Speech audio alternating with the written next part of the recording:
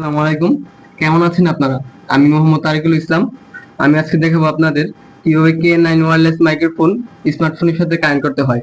এবং K9 wireless মাইক্রোফোনের দুইটা টাইপ আছে, একটা হচ্ছে টাইপ সি আর একটা পাওয়া যায় হচ্ছে আপনার আইফোন টাইপ বি পাওয়া যায় না। তার জন্য আপনার কনভার্টারের মাধ্যমে টাইপ বি তে যদি ফোন থাকে তাহলে কানেক্ট করতে হয়। দেখবো আমরা কিভাবে ফোনের সাথে কানেক্ট করতে হয়।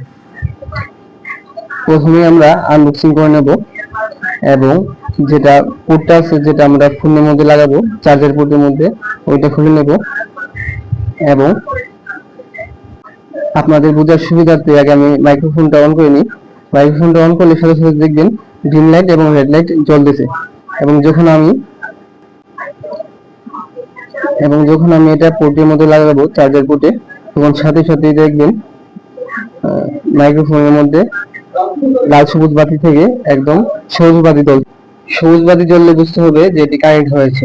বা একটা মজার বিষয় হচ্ছে সম্পূর্ণ ভয়েস এই মাইক্রোফোনের মাধ্যমে করেছি।